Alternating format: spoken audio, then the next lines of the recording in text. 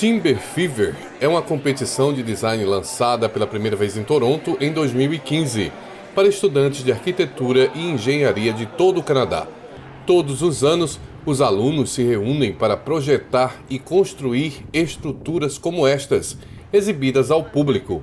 Este ano, o evento aconteceu entre os dias 15 e 18 de setembro. Os alunos de arquitetura e engenharia competiram em equipes com a ajuda de mentores profissionais. Juízes estiveram impressionados com a qualidade dos projetos apresentados. So there were several criteria.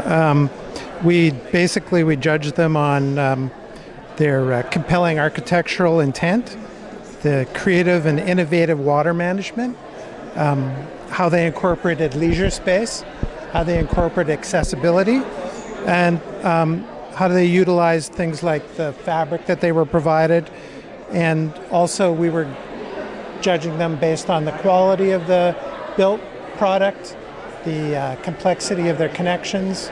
O terceiro lugar ficou para esta equipe de alunos de engenharia. Our project is about including our environment, and we used a double curvature and incorporated into our design, where we are using a lot of structural elements which are hidden into architectural components.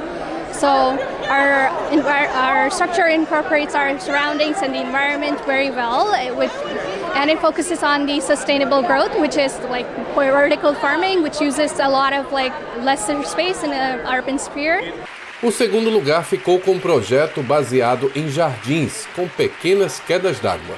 So our concept was hanging gardens and sustainability, but also functionality in this open space, so we could have more movement and more place for people to interact. That's why we tried to create as much benching and seating as possible, and we really wanted it to be more sustainable in the sense that the entire system supports itself structurally, but the gardens provide this acoustic, really nice place to sit down in, but also have the waterfall going down to become this water management system going through the plants as excess and then down our little waterfall and into our storage basins.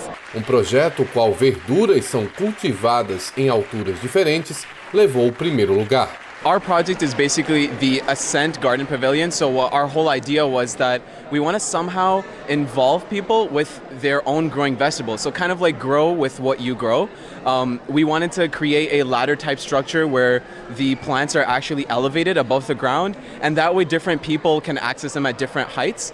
And we also wanted to make it slanted downward so that we could allow water to drip down, and we can also have sort of an irrigation system, allow it to travel, have healthy plants, as well as have a lot of space. Estudantes universitários dos programas de arquitetura e engenharia civil colaboraram e deram vida às suas ideias. Ao reunir as duas disciplinas, eles puderam aproveitar os pontos fortes de cada um e criar soluções únicas. O sindicato local 27 foi um dos patrocinadores do TimberFever. Well, they're bringing their interpretation of what architecture and engineering should. Obviously, with the engineering, you got your technicalities. With your architecture, maybe same way, but they're bringing their own fresh ideas to maybe a market or an industry where it's kind of been status quo for so long. So we start seeing in some of our newer buildings, our newer structures, they've got a lot more creativity to them, right? Not just your box or your rectangle.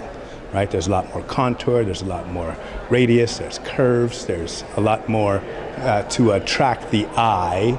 And then what does that do for the city line? What does that do for the city line? That actually increases people's want and desire to want to live in a place that's fresh and clean and looks to be trend-setting.